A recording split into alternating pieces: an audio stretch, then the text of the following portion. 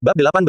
Yemo mendapatkan Silver Heart Grace dengan sangat mudah. Dia juga menemukan sepotong Dipsy Buttonwood di tempat Daoisian. Hal ini membuat Yemo sangat gembira dan merasa perjalanan ini sepadan. Kayu kancing laut dalam tidak hanya merupakan bahan yang bagus untuk membuat jimat pertahanan, tetapi juga dapat digunakan dalam pedang terbang. Begitu pedang terbang memiliki kayu kancing laut dalam di dalamnya, atribut pertahanannya akan meningkat pesat.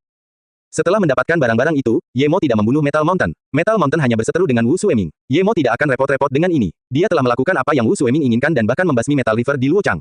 Dan, Yemo tahu bahwa Metal River tidak akan stabil seperti sebelumnya. Mungkin Metal Mountain juga tahu, tetapi itu bukan urusan Yemo. King Kuan-Wan, rumah setengah gunung. Pria parubaya itu mengetuk meja dan berkata, Luo Chen, hari ini sudah hari ke-6. Dokter itu masih belum ada kabar.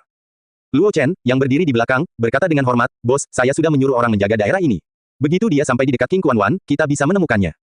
Mo Ping, kalau dia masih belum datang besok, aku harus meninggalkan Hong Kong. Mungkin akan sangat sulit bagiku untuk keluar lagi. Aku harus bergantung padamu untuk Paman Li, kata wanita di sampingnya. Pria parubaya bernama Mo Ping itu memiliki sedikit kemarahan di matanya yang menghilang dengan sangat cepat. Dia berbalik dan berkata, karena Qiang Wei mengatakan itu, maka tentu saja, lakukanlah sesukamu, aku tidak berani menghentikan barang-barangmu. Namun, wanita itu telah melihatnya. Dia memasang ekspresi acuh tak acuh di sudut mulutnya, tetapi dia tidak mengatakan apapun. Setelah Mo Ping berkata demikian, dia menghela napas sebelum berkata, Luo Chen, pergilah cari. Jika ada berita tentang dokter itu, segera laporkan kembali. Ya, tepat saat Luo Chen ingin keluar, sebuah suara menyela dan berkata, tidak perlu, aku sudah datang. Mo Ping tiba-tiba berdiri dan menatap Yemo dengan bingung. Setelah beberapa saat, dia akhirnya berbicara, kamu. Saya dokter daring itu, ayo kita pergi menemui pasien. Saya sangat sibuk, Yemo berbicara dengan datar. Tempat ini sungguh tidak sederhana. Ada orang-orang yang menjaga dari bawah hingga pinggang gunung. Dia tidak tahu siapa pemilik tempat ini, tetapi Yemo yakin dia tidak berada di dunia bawah tanah. Kalau tidak, orang itu seharusnya ada di pertemuan tadi malam. Pada saat ini, Qiang Wei juga berdiri dengan kaget. Dia mengamati Yemo dengan bingung. Seseorang yang bisa muncul di sini tanpa dia sadari pastilah seorang master di antara para master. Yemo kemudian memperhatikan wanita bernama Qiang Wei ini, dia belum berusia 30 tahun dan memiliki wajah berbentuk biji bunga matahari. Riasan wajahnya yang tipis semakin menggambarkan kecantikannya. Satu-satunya hal yang tidak disukai Yemo adalah garis matanya yang terlalu tegas, membuatnya tampak kurang feminin. Yang membuatnya terkejut adalah wanita ini juga seorang master. Meskipun dia sedikit lebih buruk dari Daoisian, tapi dia jelas lebih baik dari Wu Qiang. Siapa kamu? Qiang Wei bertanya tanpa sadar. Dokter, jawab Yemo. Qiang Wei mengerutkan kening sebelum berkata lagi, maksudku, siapa kau? Bagaimana kau bisa masuk tanpa sepengetahuanku? Yemo mengamati Qiang Wei sekali. Apakah kalian masih ingin aku memeriksa pasien? Kalau tidak, aku akan pergi. Dia tidak menjawab pertanyaan Qiang Wei. Wanita ini aneh. Bukan urusannya siapa dia. Pada saat ini, Mo Ping bereaksi dan berkata cepat, ya, tabib, silakan lewat sini. Saya Mo Ping, saya orang yang meminta Anda lewat internet. Kemudian, dia cepat-cepat membawa Yemo ke sebuah kuil di belakang rumah besar. Qiang Wei mendengar nada bicara Yemo dan hendak mengamuk, tetapi dia berpikir dua kali dan tidak mengatakan apa-apa. Dia akan mencari masalah dengannya setelah Yemo merawat pasien. Yemo melihat lelaki itu terbaring di tempat tidur. Wajahnya kurus kering. Dia berusia 50-an dan tidak sadarkan diri. Ada juga dua perawat yang merawatnya. Mo Ping menyuruh kedua perawat itu pergi sebelum berkata dengan hormat kepada Yemo, dokter, ini paman Mo Kang saya. Dia sudah tidak sadarkan diri selama 2 tahun, dia. Yemo menghentikan Mo Ping. Tidak perlu mengatakan apa-apa lagi. Keluarlah sekarang, aku akan mengobatinya. Dokter, saya juga harus pergi. Mo Ping bertanya dengan heran. Tentu saja, Yemo tidak akan membiarkan mereka tahu bahwa dia sedang menggunakan metode kultivasi sehingga dia tidak akan membiarkan Mo Ping tinggal di dalam. Melihat Yemo tidak berbicara, Mo Ping menghela nafas dan berkata, baiklah, aku akan keluar. Bolehkah aku bertanya berapa lama waktu yang kamu perlukan dan apa saja yang perlu aku persiapkan? Yemo menggelengkan kepalanya dan berkata, tidak apa-apa, pergilah saja. Aku akan keluar setelah selesai. Aku tidak yakin kapan waktunya, tetapi jika ada yang menggangguku selama perawatan, mereka akan menanggung akibatnya. Qiang Wei, yang ingin melihat bagaimana Yemo akan memperlakukan pasien, kini diusir oleh Yemo tanpa alasan, merasa semakin tidak nyaman. Ia merasa dokter ini terlalu tidak masuk akal. Setelah keduanya pergi, Yemo menutup pintu dan memeriksa kuil ini. Dia merasa aneh. Ada rumah besar yang bagus, jadi mengapa dia harus tinggal di kuil? Tapi ini bukanlah sesuatu yang harus dia khawatirkan. Setelah memastikan tidak ada yang mengawasi, dia kemudian melihat ke arah pria di ranjang. Yemo merasakan denyut nadi orang ini. Denyutnya sangat lambat, tetapi tidak berhenti. Dia mengalirkan cinya ke tubuh pasien dan memeriksanya. Yemo langsung tahu bahwa ini bukan sayuran. Dia diserang dengan cara yang licik seperti putra Zuo Aiguo. Satu-satunya hal adalah bahwa penyerang itu sangat berhati-hati untuk membuat pria itu menjadi sayuran tetapi tidak membunuhnya. Yemo memeriksa cara yang dilakukan terhadap pria itu. Seseorang telah dengan paksa mencegahnya untuk bangun, jadi dia hanya bisa tetap dalam keadaan tidak sadar. Pelaku tidak hanya memiliki penguasaan ki batin yang hebat tetapi juga penguasaan medis. Perbedaannya adalah bahwa Zuo Huatang hanya memiliki sedikit ki batin yang tertinggal di kepalanya oleh seseorang dengan santai. Penyerang tidak peduli apakah Zuo Huatang meninggal atau tidak. Sementara itu, untuk pasien ini, ki batin digunakan secara sengaja untuk membuat pasien menjadi seperti sayur, tekniknya jauh lebih rumit. Yemo yakin bahwa bahkan penyerang itu sendiri tidak yakin apakah ia dapat menyembuhkan pasien tersebut. Jika ia bukan seorang kultivator yang memiliki indera spiritual dan dapat menggunakan ci kultivasi sesuka hatinya, maka ia juga tidak akan dapat menyembuhkan orang tersebut. Yemo mengeluarkan satu set jarum dan segera menusukkannya ke dada dan kepala pasien. Dengan menggunakan ci, beberapa saraf yang tersumbat oleh obat dan ki batin dipulihkan oleh cinya. Setengah jam kemudian, Yemo mengeluarkan jarum perak dan menghela napas. Dia tahu orang ini baik-baik saja. Meskipun dia baik-baik saja, Yemo masih memiliki beberapa pertanyaan untuk ditanyakan kepada orang-orang ini. Dia tahu bahwa orang ini akan bangun paling lama 10 menit kemudian. Seperti yang diharapkan, dalam waktu kurang dari 10 menit, pria itu membuka matanya. Ketika dia melihat Ye Mo, dia bingung dan putus asa, dan ingin segera duduk. Namun, dia duduk di tempat tidur terlalu lama. Bahkan setelah Ye Mo merawatnya, dia tidak bisa segera bangun. Siapa kamu? Tanya lelaki di atas tempat tidur. Ye Mo berkata, kamu sudah tidak sadarkan diri selama 2 tahun, aku baru saja membangunkanmu. Lelaki itu mengerutkan kening seolah tengah memikirkan sesuatu, namun tak lama kemudian, raut wajahnya langsung berubah dan berkata, di mana aku? Bagaimana kau bisa menyelamatkanku? Melihat wajahnya, Ye Mo tahu dia pasti teringat sesuatu, jadi dia hanya bisa berkata, ini King Kuan Wan, di properti pribadi di Hong Kong. Saya dokter yang diminta oleh keponakanmu Mo Ping untuk merawatmu. Dia bilang kau sudah tidak sadarkan diri selama lebih dari 2 tahun. Hong Kong, Mo Ping, jadi saya keluar, siapa yang menyuruh saya keluar? Tiba-tiba, lelaki itu menatap Ye Mo dengan ragu dan berkata, tidak mungkin, kamu pasti tidak akan bisa menyembuhkan penyakitku. Aku tahu penyakitku, aku tahu. Suara lelaki itu semakin pelan dan pelan, setidaknya memperlihatkan kesedihan dan hilangnya harapannya. Ye Mo mengerutkan kening dan berkata sekali lagi, saya seorang dokter. Saya mengobati orang dan dibayar. Anda tidak perlu mengakui bahwa saya telah mengobati Anda. Nanti akan ada yang membayar saya. Saya hanya akan bertanya satu hal. Siapa yang bisa menggunakan ki dan obat dalam diri Anda dengan begitu sempurna untuk mengubah Anda menjadi sayuran? Tentu saja, jika Anda tidak mau mengatakannya, tidak apa-apa. Dan Anda benar, selain saya, tidak ada orang lain yang bisa menyembuhkan penyakit Anda. Pria itu mendengar kata-kata Ye Mo dan menatap Ye Mo sekali lagi dengan ragu. Kau tahu kondisiku ini buatan. Kau benar-benar menyelamatkanku, bukankah? Pria itu berkata dan tampak memikirkan sesuatu. Ye Mo bangkit dan bersiap untuk pergi. Karena pria itu tidak mau bicara, dia juga tidak mau bicara. Dia akan mengambil uangnya dan pergi. Tunggu, aku akan memberitahumu. Pria itu tiba-tiba menghentikan Ye Mo. Melihat Ye Mo berhenti, dia melanjutkan, aku memang terluka. Karena ini adalah Hong Kong King Kuan Wan, maka seharusnya tidak apa-apa. Apakah ada orang lain selain Mo Ping? Ye Mo menjawab, wanita lain bernama Qiang Wei dan orang lainnya bernama Luo Chen. Apa, dia juga ada di sini? Seru pasien itu. Ye Mo hanya ingin tahu siapa yang melakukan ini pada Mo Kang, tetapi setelah mendengar kata-kata Mo Kang, dia tahu bahwa Mo Kang juga berasal dari sekte tersembunyi. 23 tahun yang lalu, Mo Kang sudah menjadi seorang plutokrat di Hong Kong. Di tahun itulah ia bertemu dengan Xia Rou yang datang untuk menjalani ritual di dunia fana. Xia Rou adalah anggota keluarga Xia yang tersembunyi. Mereka saling memiliki perasaan, jadi mereka diam-diam berjanji untuk saling mencintai selamanya. Pada akhir tahun itu, Xia Rou harus kembali ke keluarganya untuk berpartisipasi dalam turnamen sekte tersembunyi setiap 3 tahun. Dan, dia tidak pernah kembali. Mo Kang segera ingin pergi mencari Xia Rou. Meskipun Xia Rou memberitahunya cara memasuki sekte tersembunyi, dia tetap tidak dapat menemukannya. Namun, Mo Kang tidak menyerah. Dia terus berusaha, menghabiskan banyak uang dan tenaga sebelum akhirnya menemukan cara untuk masuk ke keluarga Xia pada tahun ke-16. Namun, ketika dia menemukan keluarga Xia, dia menemukan bahwa Xia Rou telah menikah dengan orang lain puluhan tahun yang lalu. Dia sangat marah. Dia tidak bisa keluar, tetapi bahkan jika dia bisa, dia akan menemukan Xia Rou dan bertanya kepadanya mengapa dia mengkhianatinya.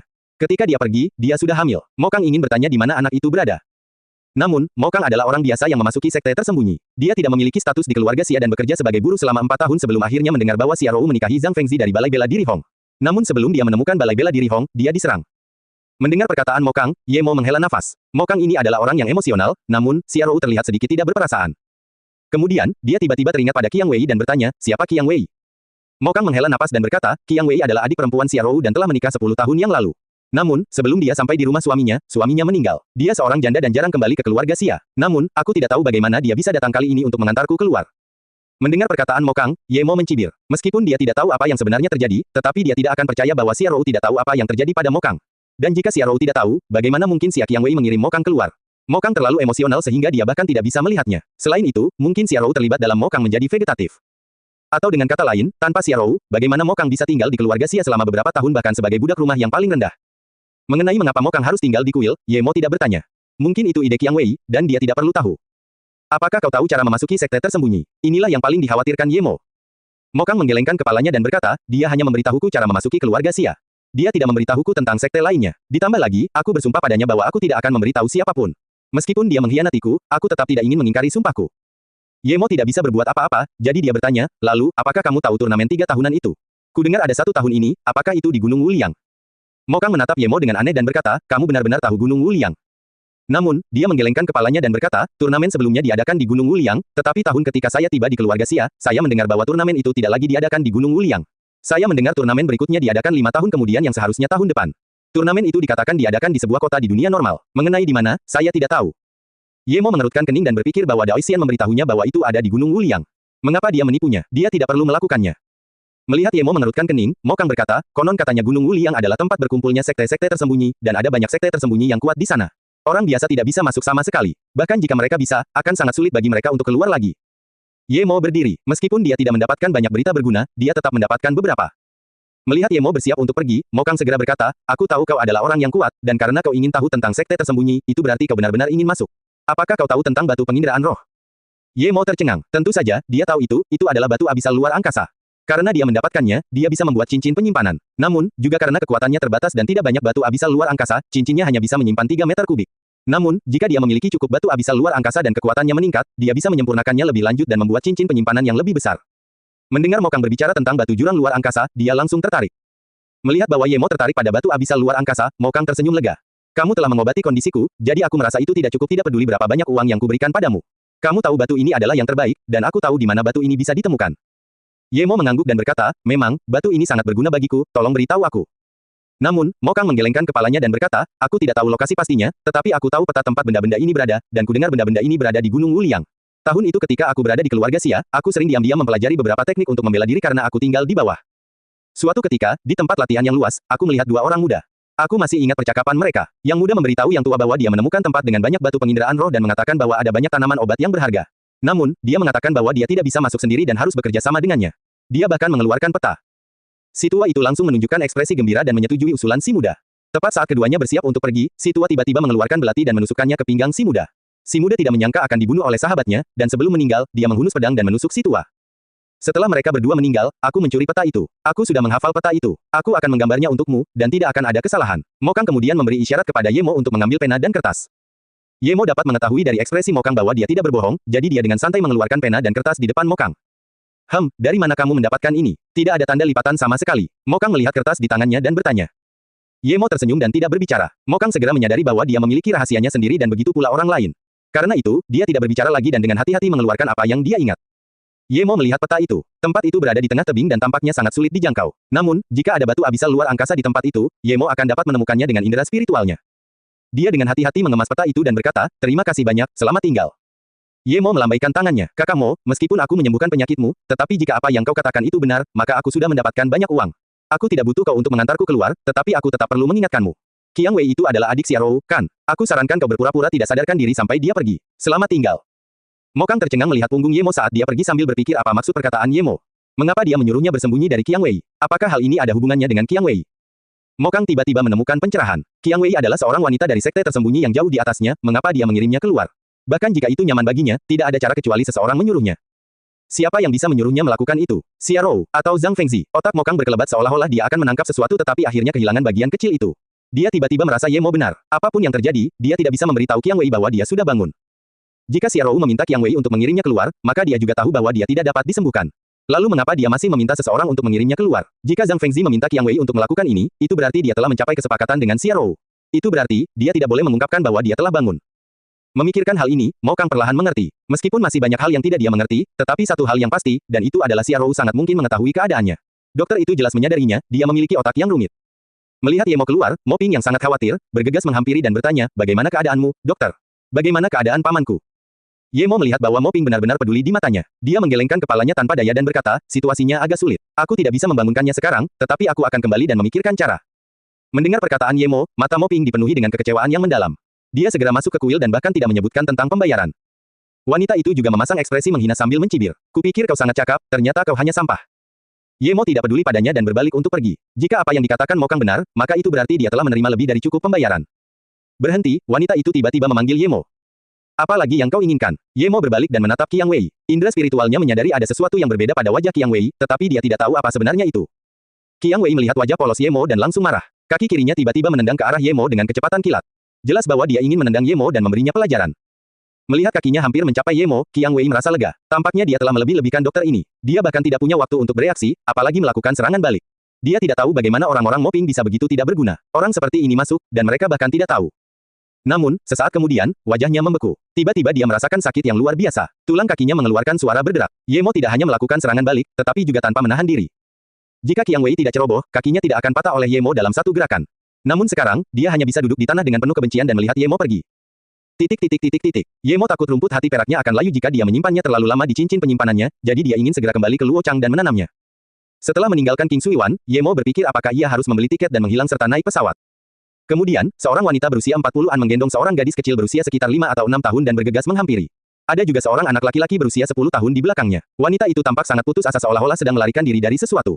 Ketika ia melihat Ye Mo, ia segera menghindarinya. Ia mungkin sedang dikejar, hal-hal seperti ini terlalu sering terjadi setiap hari dan Ye Mo tidak memperhatikannya. Namun, tak lama kemudian, Ye Mo tahu mengapa karena beberapa pria berhenti di depan wanita itu. Salah satu dari mereka, Ye Mo pernah melihatnya sebelumnya di pertemuan tadi malam. Dia adalah seorang pengawal yang berdiri di belakang Jiao Bianyi. Orang-orang ini menghentikan wanita itu dan mengulurkan tangan untuk memegang gadis kecil itu di tangannya. Ye Mo tersenyum dan berpikir bagaimana ia harus membeli tiket pesawat. Ia melambaikan tangan kepada pengawal itu dan berkata, "Hei, kau yang memakai baju abu-abu, kemarilah." Hanya pengawal yang mengenakan kemeja abu-abu itu yang dipanggil. Adapun orang-orang di sekitarnya, mereka semua menggelengkan kepala. Pemuda ini tidak ingin hidup. Itu adalah orang dari Western Sands. Dia berani melambaikan tangan kepada mereka untuk datang. Seperti yang diharapkan, si kemeja abu-abu berbalik dengan ganas dan melihat. Para anteknya telah mengepung Ye Mo. "Itu kamu," si kemeja abu-abu baru saja mengucapkan dua kata dan wajahnya langsung berubah. Dia segera berlari ke Ye Mo dan membungkuk. "Pendahulu Mo, aku tidak tahu itu kamu." Ye Mo tahu dia akan mengenalinya jadi dia berkata dengan dingin, "Bantu aku membeli tiket ke Beijing." Dia hanya bisa pergi ke Beijing terlebih dahulu sebelum berganti ke Luochang. Kemudian, Ye Mo mengeluarkan identitasnya dan sejumlah uang. Si kemeja abu-abu dengan hormat menerima identitas itu tetapi menolak uang Ye Mo. "Saya akan segera melakukannya, saya punya banyak uang di sini, tidak perlu uang Anda, pendahulu. Saya Lin Long, bawahan pasir barat, Tuan Jiao." Ye Mo mengangguk dan berkata dengan santai, "Aku tahu kau adalah pengawal Jiao Bianyi, jadi kau tidak perlu memanggilku pendahulu. Aku akan menunggumu di restoran barat sana. Cepatlah." Si kemeja abu-abu berkata dengan hormat, "Baik, saudara Mo, saya pergi dulu." Kemudian, Lin Long segera membawa anak buahnya dan pergi, bahkan tidak berani menangkap wanita paruh baya itu. Bukan hanya antek-antek Lin Long yang terkejut, bahkan cara orang-orang memandang Ye Mo juga berubah. Mereka mengira bahwa seseorang yang dapat membuat orang-orang dari Western Sen begitu takut pasti lebih buruk. Tak lama kemudian, tak seorang pun berani memandang Ye Mo dan semuanya pergi. Wanita itu melihat para penjahat itu telah meninggalkannya dan tidak berani tinggal di sana. Dia bahkan tidak berani mengucapkan terima kasih kepada Ye Mo dan membawa gadis kecil dan anak laki-laki itu dan berlari. Ye Mo mengamati wanita itu. Dia meminta Lin Long membelikan tiket untuknya karena dia tidak memiliki paspor untuk membeli tiket pesawat, tetapi pada saat yang sama, dia juga berniat membantu wanita itu. Dia tidak tahu siapa yang benar dan salah. Dia tidak ingin tahu apapun, tetapi dia berpikir hal baik apa yang bisa dilakukan Western Sen. Ye Mo masuk ke restoran barat dan duduk di tempat dekat jendela. Dia memesan sesuatu dan makan. Ye Mo yakin bahwa sangat mudah bagi orang-orang ini untuk membeli tiket pesawat di Hong Kong. Mereka seharusnya sangat cepat. Tidak banyak orang di restoran itu sekarang, tetapi ketika dia memesan, semakin banyak orang yang datang. Tak lama kemudian, restoran itu penuh sesak. Ye Mo makan sambil memikirkan berapa lama waktu yang dibutuhkan Lin Long untuk menyelesaikan pekerjaannya. Kemudian, dia memikirkan wanita itu dan gadis kecil itu. Ye Mo tiba-tiba merasa gadis kecil itu tidak asing dan dia sepertinya pernah melihat mereka di suatu tempat sebelumnya. Namun kemudian dia menggelengkan kepalanya, dia tidak akan pernah melupakan seseorang yang pernah dilihatnya. "Teman, maaf, aku sudah meminta pacarku untuk makan di sini nanti. Aku menginginkan posisi ini karena ini adalah posisi yang terakhir kali aku temui dengannya. Bisakah kau membuat segalanya lebih mudah untukku? Terima kasih banyak." Ini cek untuk mengungkapkan rasa terima kasihku. Seorang pemuda temperamental berjalan di depan pemuda itu dan berbicara dengan nada yang sangat sopan. Ye Mo mengamati restoran itu dan mengerutkan kening. Restoran ini penuh. Jika dia memberikan tempat ini kepada orang ini, maka dia tidak akan punya tempat duduk. Itu bukan hal utama adalah dia belum selesai makan. Meskipun pemuda ini sopan, tetapi Ye Mo tidak menyukainya. "Pacarmu penting, tetapi begitu juga makananku dan menunggu tiket. Karena kamu ingin mengajak pacarmu, seharusnya kamu memesan tempat duduk lebih awal.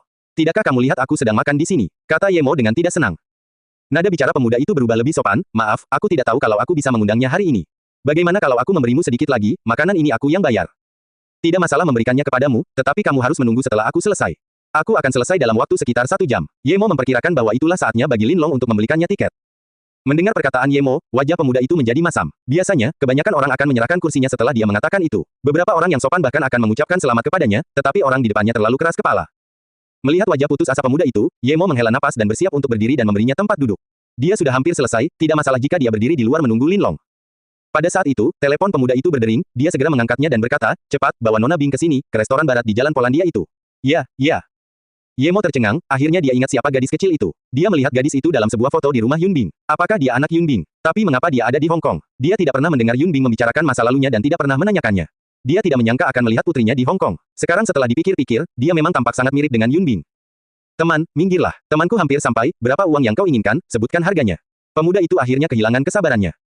Pikiran Ye Mo terganggu sekali lagi dan dia sangat kesal. Dia bersiap untuk menyerahkan kursinya, tetapi dia terganggu 2 kali sehingga dia berkata kepada pelayan, "Berikan aku steak lagi." "Kamu," pemuda itu akhirnya tersulut. Dia bersikap sopan namun tidak menyangka Ye Mo akan bersikap begitu kasar. "Aku akan mengatakannya sekali lagi, belum terlambat jika kau minggir sekarang. Aku tidak ingin memperburuk keadaan." Pemuda itu tidak lagi memiliki nada sopan dan mengancamnya. Ye Mo paling tidak takut dengan ancaman. Keluarga Song mengancamnya, dan dia membunuh 3 orang dari garis keturunan langsung mereka. Nanking mengancamnya, dan tubuh Qian Long Tou sekarang dingin. Sekarang, dia bertemu orang lain yang mengancamnya. "Minggir." Ye Mo akhirnya marah. Orang ini bermaksud bahwa akan salah baginya jika dia tidak menyerahkan kursi itu. "Kau, hebat, kau punya nyali, aku ingin melihat berapa lama itu bisa bertahan." Pemuda itu mengangkat telepon, sepertinya dia akan memanggil seseorang. "Guyi, di mana aku duduk?" Sebelum Ye Mo berbicara, terdengar suara seperti angsa. Gadis yang datang berusia 20-an tahun, alisnya sedikit dihias. Bulu matanya yang panjang seperti 2 sikat kecil, dan kulitnya sangat putih. Namun, yang paling menarik perhatian Ye Mo adalah suaranya. Suaranya sedikit mirip dengan suara Tan Fei, renyah dan sangat menyenangkan. "Nona Bing, Anda di sini. Kita duduk di sini saja, saya akan meminta orang ini menyerahkan kursinya untuk kita." Ini adalah tempat kita pertama kali bertemu. Pemuda yang hampir mengamuk pada Ye Mo segera tersenyum. Melihat kursinya belum siap, gadis Bing dengan santai berkata, kalau begitu kita cari kursi lain saja. Aku masih ada urusan nanti. Mendengar ini, pemuda itu khawatir dan berjalan di depan Ye Mo dan hendak memperingatkannya sekali lagi. Dia tidak ingin menunjukkan sisi buruknya di depan Nona Bing. Namun sebelum pemuda itu berbicara, seorang pria parubaya bergegas masuk ke pintu diikuti oleh dua orang. Pria itu bergegas di depan Ye Mo dan dengan cepat mengeluarkan tiket pesawat dan berkata, pendahulu Mo, saya sudah membawa tiket pesawat ke sini, apakah Anda punya permintaan lain? Ye Mo mengangkat kepalanya. Dia tidak menyangka orang itu adalah Jiao Bianyi. Bos besar Western Sen ini datang sendiri hanya untuk memberinya tiket pesawat. Ye Mo mengambil tiket pesawat dan dokumennya sebelum berkata, terima kasih, Tuan Jia, tapi jangan panggil aku pendahulu lagi mulai sekarang. Ya, saudara Mo, tentu saja, Jiao Bianyi tahu betapa kuatnya Ye Mo dan tidak berani mengatakan tidak kepadanya, merupakan keberuntungan surgawi untuk dapat membantu Ye Mo. Gu Yi sudah merasa bahwa Jiao Bianyi tampak seperti bos besar Western Sen. Sekarang setelah dia mendengar Tuan Jiao dan melihat kedua orang di belakangnya, salah satunya adalah Lin Long, dia langsung tahu bahwa orang yang datang benar-benar bos besar Western Sen, Jiao Bianyi. Gu Yi langsung pucat pasi. Meskipun dia punya sedikit kekuatan, tapi itu tidak ada apa-apanya dibandingkan dengan Jiao Bianyi. Dia tidak menyangka bos besar Western Sen akan begitu menghormati Ye Mo dan memanggilnya saudara. Siapa pemuda yang duduk di sini dan makan? Kalau dipikir-pikir dulu dia mengancamnya, tidak heran dia menyuruhnya pergi. Punggung Gu Yi sudah berkeringat. Gu Yi segera membungkuk meminta maaf dan melangkah mundur. Meskipun Ye Mo sangat membenci Gu Yi, dia tidak ingin diganggu olehnya. Meskipun Jiao Bianyi menyadari sesuatu, tetapi karena Ye Mo tidak mengatakan apa-apa, dia tidak bisa berbuat banyak. Duduklah, ada yang ingin kutanyakan padamu, kata Ye Mo kepada Jiao Bianyi. Ya, saudara Mo, Jiao Bianyi senang. Tampaknya Ye Mo memiliki kesan yang baik terhadapnya. Gadis itu tidak tahu siapa Jiao Bianyi. Dia melihat seorang pria parubaya memanggil Ye Mo dengan sebutan saudara dan tidak dapat menahan tawa. Hal ini membuat Gu Yi takut sehingga dia segera menariknya dan berusaha menjauh. Namun, gadis ini tiba-tiba berteriak pada Gu Yi, jangan tarik aku. Mendengar celaan gadis itu, dia menatap Ye Mo dengan saksama dan bahkan tidak berani bernapas dengan keras. Kemudian, dia benar-benar berbalik dan lari. Betapapun bodohnya gadis itu, dia tahu bahwa Ye Mo bukanlah orang biasa. Dia melihat bahwa bahkan tuan muda seperti Gu Yi sangat takut pada Ye Mo. Dia sudah siap untuk menyuruh Ye Mo pindah sebelumnya, tetapi sekarang, dia bahkan tidak peduli padanya dan pergi begitu saja. Jika bukan karena kekuatan keluarga Gu Yi dan karakternya yang baik, gadis itu tidak akan datang ke kencan itu. Namun, dia tidak menyangka bahwa orang yang mengundangnya akan melarikan diri bahkan sebelum mereka makan. Lucu bagaimana dia masih memikirkan alasan untuk pergi nanti. Apakah namamu Si Ying? Gadis itu tidak beranjak dan mengamati Ye Mo sebelum bertanya dengan heran. Jiao Bianyi mengumpat, berharap gadis cerewet ini akan pergi. Akhirnya dia bisa mendekati Ye Mo sedikit, dan gadis terbelakang ini berbicara omong kosong. Jika bukan karena Ye Mo, dia pasti sudah menyuruh orang mengusirnya. Ye Mo menatap gadis ini dengan heran. Dia pikir saat dia menggunakan nama Si Ying, dia sudah menggunakan Qi untuk mengaburkan kamera. Bagaimana orang ini bisa mengenalnya? Hanya Yun Bing yang tahu bahwa dia adalah Si Ying. Apakah gadis ini benar-benar ada hubungannya dengan Yun Bing? Melihat Ye Mo terkejut, gadis ini langsung duduk saja. Dia tahu tebakannya benar dan berkata dengan puas, karena akulah orang yang paling mengagumi Si Ying. Aku telah menonton rekaman pertarungannya berkali-kali. Bentuk tubuhmu mirip dengannya. Ini bukan hal yang utama. Ini terutama karena aku sangat pandai menangani rekaman. Selama aku memiliki wajah yang mendekati, aku dapat menyempurnakannya. Meskipun wajahmu memiliki fitur yang lebih jelas daripada gambar yang aku sempurnakan, tetapi kamu masih terlihat sangat mirip. Ye Mo berkata tanpa daya, ya, aku Si Ying, itu bukan nama asliku adalah Ye Mo. Ah, benar-benar kamu. Aku sangat beruntung, kamu tidak tahu berapa banyak orang di sekolahku yang mengagumimu. Aku tidak menyangka akan bertemu denganmu hari ini. Aku Wu Bing, mari berjabat tangan. Kemudian, Wu Bing mengulurkan tangannya. Dia tampak bersikap seolah-olah dia dekat dengannya. Ye Mo hanya bisa berjabat tangan dengannya. Jiao Bianyi hampir menatap Wu Bing dengan cemburu. Menjadi seorang gadis itu menyenangkan, mudah sekali berjabat tangan. Dia tidak bisa melakukan hal yang sama seperti yang dilakukannya. Memikirkan hal ini, dia merasa tertekan. Dia datang khusus hanya untuk Ye Mo, tetapi diganggu oleh gadis ini yang masih belum berhenti. Tangan Wu Bing terasa tanpa tulang. Ye Mo teringat pada Luo Susu ketika dia memeluknya sebelumnya, dia tidak menyadarinya saat itu karena bahaya, tetapi sekarang, dia ingat bahwa pinggang Luo Susu juga terasa tanpa tulang dan sangat nyaman. Melihat Ye Mo tidak melepaskan tangannya, Wu Bing tersipu dan segera menarik tangannya. Ye Mo juga menyadari ketidaksopanannya dan tersenyum canggung. Namun, Jiao Bianyi memahaminya sebagai Ye Mo yang menyukai gadis yang lebih muda. Karena sekarang dia tahu Ye Mo memiliki fetis ini, dia akan memastikan Ye Mo senang lain kali. Tentu saja, Ye Mo tidak tahu apa yang dipikirkan keduanya. Wajahnya kembali normal dan menoleh ke Wu Bing dan berkata, Wu Bing, ada beberapa hal yang ingin aku bicarakan dengan Tuan Jiao, silakan lakukan apapun yang kau mau. Melihat Ye Mo mengisyaratkan bahwa dia harus pergi, meskipun dia masih ingin berbicara dengan Ye Mo sebentar, tetapi dia melihat Peng Yang dan Lin Long di belakangnya dan sepertinya menyadari bahwa dia tidak seharusnya tinggal di sini. Dia segera berdiri dan berkata, Kakak Ye, kamu adalah idolaku, bisakah kamu meninggalkan nomor teleponmu? Setelah mengatakan ini, dia melihat Ye Mo tidak menjawab, jadi dia dengan canggung berkata, Kakak Ye jangan khawatir, aku tidak akan meneleponmu karena iseng, aku hanya ingin menyimpan nomor untuk memenuhi impianku sebagai idola. Melihat Wu Bing bersikap canggung, Ye Mo berpikir bahwa meskipun Wu Bing meneleponnya, dia tidak akan bisa menghubunginya. Dia menyimpan ponselnya di dalam cincinnya, jadi sinyalnya tidak akan bisa masuk. Tidak masalah jika Wu Bing memberikan nomornya. Ye Mo mengeluarkan ponselnya dan berkata, berikan nomormu, aku akan meneleponmu. Namun, dia terkejut saat memegang ponsel itu. Ponsel yang diberikan Han Zhaixin kepadanya terlalu bagus. Sudah berhari-hari, dan baterainya masih tersisa. Indah sekali. Wu Bing segera memberitahu Ye Mo nomornya, dan Ye Mo pun menelepon. Setelah Wu Bing merasa puas, Jiao Bianyi kemudian bertanya dengan hati-hati, Saudara Mo, apa saja perintah yang Anda miliki? Selama itu adalah sesuatu yang dapat saya lakukan, saya akan berusaha sebaik mungkin. Ye Mo mengangguk dan berkata, belum lama ini, aku melihat Lin Long mengejar seorang wanita dan sepertinya ingin mempertahankan gadis itu. Ada apa? Mendengar perkataan Ye Mo, raut wajah Jiao Bianyi langsung berubah. Ia mengira Ye Mo ingin memujinya, tetapi tidak menyangka akan seperti ini. Jika wanita dan gadis itu ada hubungannya dengan Ye Mo, ia pasti sudah mati. Ada apa? Jiao Bianyi segera menatap Lin Long dengan serius dan bertanya. Melihat Ye Mo masih belum melupakan hal ini, Lin Long segera mulai berkeringat. Dia berjalan dengan gemetar di depan dan berkata, Tuan Jiao, saudaraku, itu karena Chang Tua menginginkannya sebagai putrinya, jadi. Bersikaplah tegas. Jiao Bianyi tidak peduli dengan hal-hal lain. Akan terlambat jika Ye Mo bertanya. Ya, gadis itu dibawa secara ilegal ke Hong Kong oleh seorang imigran ilegal, tetapi karena orang itu kehabisan uang, dia ingin menjual gadis itu. Dia bertemu dengan orang-orang kami tetapi sebelum harganya ditetapkan, dia secara tidak sengaja membiarkan gadis itu lari. Itu awalnya berakhir tetapi karena gadis itu terlihat menggemaskan, jadi Lao Chang ingin menerimanya sebagai anak perempuannya. Kami tidak menyangka gadis itu akan dibawa pergi oleh seorang wanita pedagang manusia. Ketika kami mengejar, kami bertemu dengan kakak. Lin Long tidak berani bersembunyi dan mengatakan yang sebenarnya. Ye Mo 90% yakin bahwa gadis itu adalah gadis yang dilihatnya di foto di dinding Yunbing. Ia langsung berkata, kalian pergilah dan bawa gadis itu ke sini segera, aku kenal dia. Hati Lin Long mencelos, mengira semuanya sudah berakhir. Namun, dia mengangguk dan berbalik untuk pergi. Saudara Mo, hal ini terjadi karena orang-orangku tidak tahu apa-apa, kami tidak tahu. Jiao Bianyi tidak menyangka hal semacam ini akan terjadi. Dia juga merasa tertekan. Dia akhirnya memiliki sedikit hubungan dengan Ye Mo dan tidak menyangka akan membuatnya marah dengan yang lain. Namun, Ye Mo melambaikan tangannya dan berkata, kamu tidak bisa disalahkan untuk ini, bawa saja gadis itu ke sini. Melihat kekhawatiran Jiao Bianyi, Ye Mo bertanya, apakah kamu memiliki kekuatan di daratan? Jiao Bianyi segera menggelengkan kepalanya. Tidak, kekuasaan terutama terpusat di tangan Metal River dan Nanking di daratan utama. Western Sen kita sebagian besar terletak di Hong Kong, tetapi ku dengar Nanking sedang mengalami kekacauan internal. Banyak kekuatan Nanking di perbatasan sedang dikikis oleh kekuatan lain. Nanking masih dalam kekacauan batin. Ye Mo merasa aneh. Setelah membunuh Qian Longtou, dia pergi begitu saja. Lang Ji seharusnya bisa mengendalikan Nanking, kalau tidak, bagaimana dia bisa mengirim orang ke Beijing untuk berdiskusi dengan keluarga Ye? Jiao Bianyi melihat ekspresi Ye Mo dan tahu bahwa Ye Mo tidak tahu tentang ini, jadi dia segera berkata, setelah Qian Longtou meninggal, Lang Ji menguasai Nanking dalam waktu yang sangat singkat, tetapi keseimbangan ini hancur dalam seminggu. Dikatakan bahwa banyak anggota lama Nanking tidak mengikuti Lang Ji dan mengeroyoknya. Dalam pertempuran itu, Lang Ji dikatakan terluka parah dan sekarang, Nanking hancur berantakan tetapi masih belum ada hasil. Ye Mo akhirnya tahu bahwa serangkaian kejadian ini terjadi di Nanking. Dia tidak bisa menahan rasa penyesalannya. Jika Lang Ji mengendalikan Nanking, maka mungkin dia bisa menggunakan Nanking untuk melakukan sesuatu untuknya, tetapi Lang Ji ini terlalu tidak berguna dan bahkan tidak bisa melakukan itu. Dia harus mengatakan bahwa Lin Long melakukan segala sesuatunya dengan cepat dan menemukan gadis itu lagi dalam waktu kurang dari 1 jam. Ye Mo memperhatikan gadis itu dengan saksama dan yakin bahwa itu adalah gadis yang terakhir kali ia lihat di rumah Yunbing. Gadis itu memang terlihat sangat manis. Gadis itu sepertinya tahu bahwa ia sedang dalam situasi yang buruk dan ketakutan. Ia tidak mau bicara apapun yang terjadi. Ye Mo menghela napas, gadis yang sangat pintar, dia sebenarnya tahu bahwa dirinya sedang dalam posisi yang kurang menguntungkan. Siapa namamu? Tanya Ye Mo. Gadis itu menggigit bibirnya dan tidak berbicara.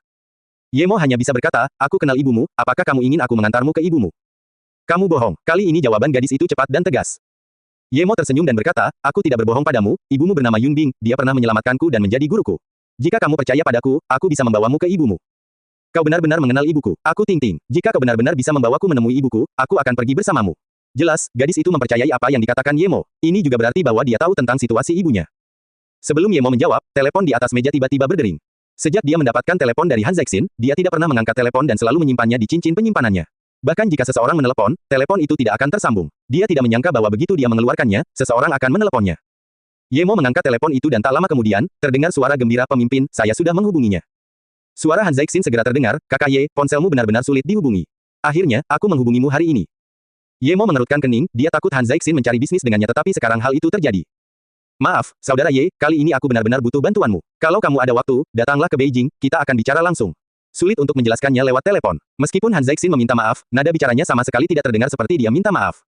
Ye Mo menutup teleponnya dengan tak berdaya, dia akan pergi ke Beijing untuk menemui Ye Ling dan Zifeng, jadi sebaiknya dia pergi menemui Han Zexin. Ye Mo berdiri dan berkata kepada Jiao Bianyi, kamu telah menemukan Ting Ting, aku berutang budi padamu. Aku akan pergi bersama Ting Ting sekarang. Mendengar perkataan Ye Mo, wajah Jiao Bianyi berseri-seri karena kegembiraan. Meskipun Ye Mo tidak meninggalkan cara untuk menghubunginya, tetapi dia berjanji bahwa dia berutang padanya. Ini tidak bisa dibeli dengan uang. Dia tahu seberapa kuat Ye Mo, jadi seberapa kuat janjinya. Apa yang tidak bisa dia lakukan? Dia tidak meninggalkan metode kontak yang berarti jika itu bukan sesuatu yang besar, maka jangan ganggu dia. Jika dia benar-benar tidak bisa mengatasi situasi tersebut, maka cobalah untuk menemukannya. Selain itu juga bisa berarti jika itu adalah perang mafia, maka jangan meminta bantuannya. Terlepas dari apapun artinya, karena Ye Mo mengatakan itu sangat berarti bagi Jiao Bianyi. Dia bahkan tidak membutuhkan Ye Mo untuk melakukan apapun. Selama dia menyebarkan berita itu, maka status pasir baratnya akan langsung naik. Ye Mo kembali ke Beijing dan menelepon Ye Ling hanya untuk mengetahui bahwa Ye Zifeng pergi ke Amerika bersama tim investigasi. Ye Ling juga menemukan alasan untuk pergi tetapi dia tidak dapat menghubungi Ye Mo sebelum dia pergi. Meskipun Ye Ling tidak mengatakan seperti apa tim investigasi itu, tetapi Ye Mo tahu sesuatu tentangnya. Tampaknya Ye Beirong sangat ingin membina Ye Zifeng. Tim investigasi ini pasti terkait dengan pemerintah. Mungkin begitu Ye Zifeng kembali, dia hanya perlu menulis artikel dan akan segera menerima posisi yang layak. Ye Mo tidak keberatan dengan hal-hal ini, tetapi karena Ye Zifeng menyukainya, dia akan membiarkannya. Setiap orang punya jalannya sendiri. Kakak Mo, keluargaku sebelumnya tinggal di distrik Liang. Sesampainya di Beijing, Ting Ting segera bersemangat. Setelah meninggalkan bandara, dia bisa menunjukkan banyak hal. Apakah kamu ingin aku mengantarmu kembali? Mendengar ini, Ye Mo dengan santai bertanya pada Ting Ting. Ting Ting mengangkat bibirnya dan berkata, aku tidak ingin kembali, mereka bahkan tidak mengizinkanku bermain di luar. Paling-paling, aku bisa pergi ke taman kanak-kanak atau naik pesawat ke Amerika. Mereka tidak akan pernah mengizinkanku bertemu ibuku. Aku benci tempat ini. Semua teman di taman kanak-kanak punya ibu, tetapi aku tidak. Dan ibu tiriku sama sekali tidak baik padaku. Baiklah, kalau begitu, aku akan membawamu ke ibumu. Ye Mo tertawa sendiri. Seorang gadis kecil berusia 6 tahun benar-benar tahu banyak. Saudara Mo, distrik ini adalah tempat tinggalku sebelumnya. Ting Ting menunjuk ke sebuah rumah mewah dan berkata. Pengemudi itu mendengar bahwa ini adalah tempat Ting Ting dulu tinggal dan langsung menunjukkan ekspresi kagum dan waspada karena dia tahu bahwa orang-orang yang tinggal di sini bukanlah orang biasa. Orang biasa tidak mungkin bisa masuk ke sini sama sekali.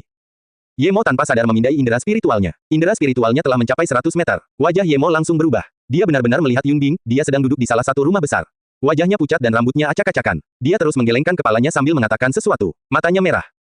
Sopir, hentikan mobilnya. Ye Mo langsung merasakan sesuatu terjadi pada Yun Bing. Kakak Mo, apakah kau akan membawaku ke tempat tinggalku sebelumnya? Ting Ting melihat Ye Mo membawanya dan melompati tembok untuk masuk. Dia merasa ini menyenangkan tetapi tetap bertanya dengan khawatir. Aku akan membawamu menemui ibumu. Ye Mo melangkah lebih cepat dan cepat memasuki rumah besar ini. Suara Yun Bing juga terdengar, aku tidak membawa Ting Ting pergi, kembalikan Ting Ting padaku, kembalikan dia padaku. Nada suaranya melengking. Berikan saja dia padamu, siapa yang tahu di mana kau membawa Ting Ting. Seorang wanita muda menghampiri Yun Bing dan menamparkan wajahnya. Yun Bing tampak tercengang, melihat telapak tangan ini datang, dia bahkan tidak bereaksi. Ye Mo tiba-tiba muncul di hadapan Yun Bing dan meraih tangan ini. Dia memutar tangan itu dan wanita ini terlempar jauh ke sudut yang jauh. Ye Mo tidak menggunakan banyak tenaga dan hanya melempar wanita itu. Ye Mo, apakah itu kamu? Yun Bing tidak melihat Ting Ting yang dilepaskan oleh Ye Mo. Dia hanya melihat Ye Mo dan tidak bisa mengendalikan emosinya. Dia jatuh ke pelukan Ye Mo dan mulai menangis. Ye Mo menatap Yun Bing dengan canggung di pelukannya. Tubuh lembut Yun Bing dan aroma dewasanya mencapai lengannya. Baiklah, dasar jalang, menjaga pria lain, tidak heran Ting Ting. Wanita itu terbangun dan melihat Yun Bing dalam pelukan Ye Mo dan langsung berteriak. Namun dia hanya berkata setengah dan melihat Ting Ting berdiri di samping. Dia langsung berhenti. Yun Bing juga bereaksi. Dia ingat di mana tempat ini adalah tempat yang paling dia takuti. Dia benar-benar melakukan itu pada Ye Mo. Jika dia tidak takut sampai tingkat tertentu, dia benar-benar tidak akan melakukan itu. Ditambah lagi, dia telah banyak memikirkan Ye Mo dan Ye Mo tiba-tiba muncul di depannya. Itu sebabnya dia melakukan itu. Keluarga Oh hanya butuh sepatah kata dan dia dipindahkan dari Ninghai ke Beijing oleh keluarganya sendiri.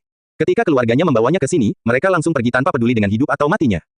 Melihat Yun Bing berdiri, Ye Mo akhirnya merasa lega dan berkata kepada Yun Bing, Nona Yun, ini putri Anda Ting Ting. Setelah saya menemukannya, saya bersiap untuk membawanya kembali ke Ninghai, tetapi saya melihat Anda di sini, jadi saya datang. Yun Bing lupa bertanya bagaimana Ye Mo bisa tahu dia ada di sini dan hanya menatap Ting Ting. Setelah beberapa saat, air mata mulai membasahi wajahnya, Ting Ting, apakah itu kamu? Ibu sangat merindukanmu. Ibu, Ting Ting juga menyadari bahwa orang berambut acak-acakan itu adalah ibunya dan bergegas memeluknya. Keduanya berpelukan dan menangis. Sejak Ting Ting lahir, ia jarang sekali menghabiskan waktu bersama Ting Ting, namun ikatan batin antara ibu dan anak itu tidak dapat dipisahkan. Siapa kamu? Beraninya kamu masuk ke keluarga Oh kami? Pada saat ini, seorang pria parubaya berjalan keluar. Ye Mo mencibir tetapi tidak berbicara. Dia menoleh ke Yun Bing dan berkata, Nyonya Yun, karena Ting Ting baik-baik saja, kami akan membawanya dan pergi.